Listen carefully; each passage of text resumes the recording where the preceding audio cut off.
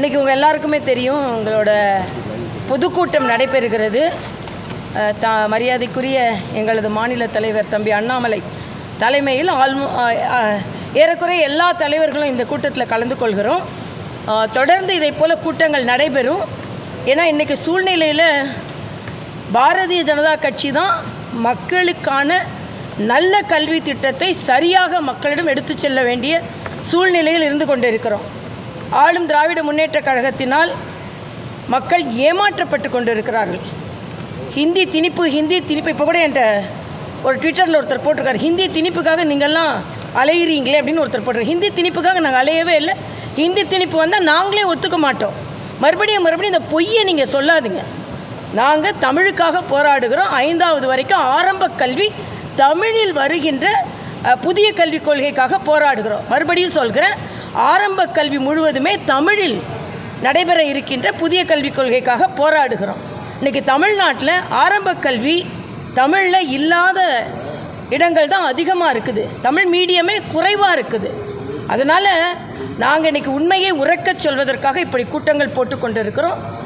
இன்றைய தினத்தில் இருந்து தொடர்ந்து எங்களது ஒவ்வொரு ஜோனாக கூட்டங்கள் நடைபெற இருக்கிறது. அதில் மக்களுக்கான நல்ல திட்டங்களை நாங்கள் எடுத்து செல்வோம்.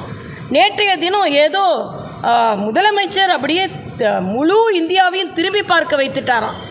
பொய்யா திரும்பி பார்க்க வைக்கிறதுல என்ன உங்களுக்கு பெருமைன்னு நான் கேட்குறேன். தேர்தல் ஆணையத்தோட இணையதளத்தில் போய் பாருங்கள். 2026 கூட எந்தவித மாற்றமும் இல்லை என்று சொல்லியிருக்கிறார்கள். மத்திய அரசிடமிருந்து எந்தவித அந்த இணையதளத்தில் மிக தெளிவாக சொல்லியிருக்கிறார்கள். எந்த மாற்றமும் வரப்போகிறதில்ல, அதே அளவு தான் எண்ணிக்கை இருக்கணும். அப்போ இல்லாத ஒன்றுக்கு எதுக்கு கூட்டம் கூட்டினீங்க?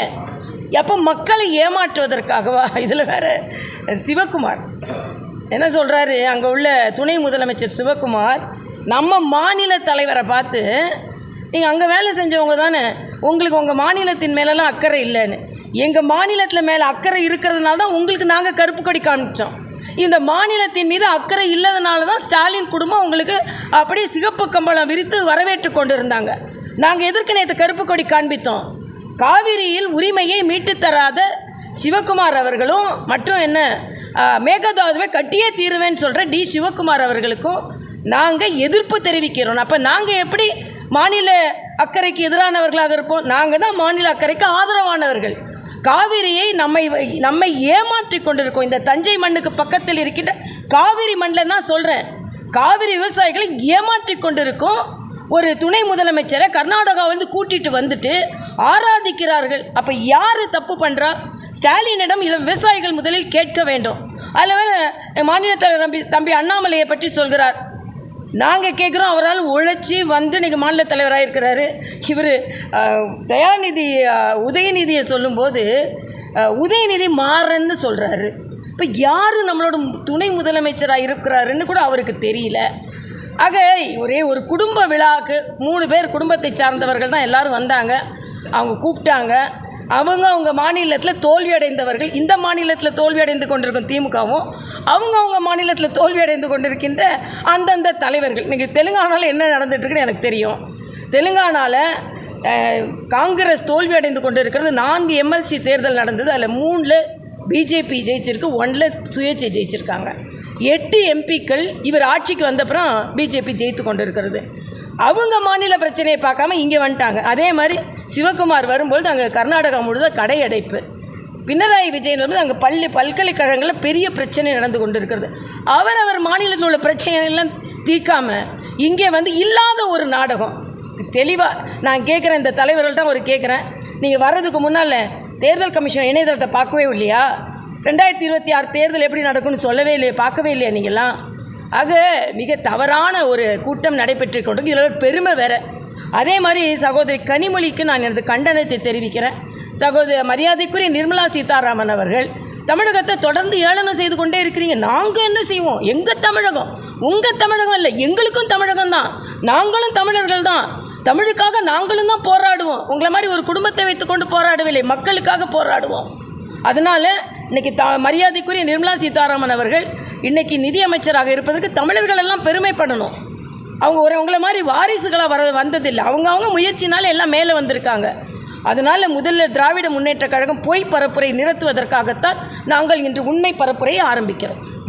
தமிழ்நாட்டை தொடர்ந்து புலிப்படத்தை அதிகமாக இருக்குது, தமிழ்நாடு மக்கள்லாம் ரொம்ப அச்சத்தில் இருக்காங்கன்னு கார்த்திக் சிதம்பரம் எம்பி சொல்லியிருக்காரு. எப்படி பார்க்குறீங்க? அதான் அவங்க கூட்டணி கட்சியே அவங்களோட அப்படியே புகழ் பறந்து போகுது. அதே கார்த்திக் தம்பி தான் சொல்லியிருக்காரு, அவங்களாம் போராட விடுங்க. ஆக கார்த்திக் சிதம்பரம் அண்ணன் ஸ்டாலினுக்கு அறிவுரை கூற வேண்டிய நிலையில் இருக்கிறார். இன்றைக்கி நானே இதை பார்த்தேன். போராட விடுங்க, போராடிட்டு போட்டோம், அவங்களே வீட்டில் போய் கைது செய்கிறீங்கன்னு கேட்குறாரு. அது நல்லது தானே. கேட்குறதுக்கு என்ன, ஜனநாயக நாட்டில் எல்லாருக்கும் தானே உரிமை இருக்கிறது. நீங்கள் எதிர்க்கட்சியாக இருக்கும்போது நீங்கள் போராடவே இல்லையா? நீங்கள் உங்களை கைது செய்யப்படவே இல்லையா? நாங்கள் தான் தைரியமாக போராட வரோம், வேணால் கைது செய்து கொள்ளுங்கன்னு சொல்கிறோம். அதனால் இன்றைக்கி ஜனநாயகம் படுகொலை செய்யப்பட்டு கொண்டு இருக்கிறது. எதிர்க்கட்சிகளுக்கு போராடுவதற்கு கூட உரிமை இல்லாத ஒரு சூழ்நிலை தமிழகத்தில் நிலவி கொண்டிருக்கிறது. பாஜக நடத்துகின்ற பொதுக்கூட்டங்களுக்கெல்லாம் உரிய அனுமதி கொடுக்குறாங்களா? தொடர்ந்து நடத்திட்டு வருகிற பொதுக்கூட்டம் அனுமதியோடு தான் நடத்தியிருப்பாங்க. எங்கள் ஆர்ப்பாட்டம் எதற்கும் கோர்ட்டில் தான் வாங்கியிருக்காங்க. அப்போ நான் என்ன கேட்குறேன், திராவிட முன்னேற்ற கழகம் உடனே நினச்ச உடனே ஆர்ப்பாட்டம் நடத்த முடியுது.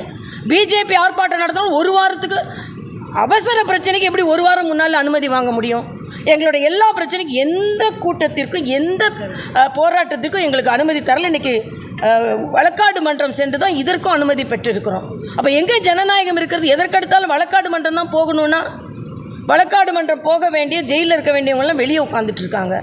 இன்றைக்கி டாஸ்மாக் ஊழலை பற்றி தான் நாங்கள் உறக்க பேசி கொண்டிருக்கிறோம். 1000 கோடி ஊழல். இதுக்கு என்ன பதில் சொல்கிறீங்க?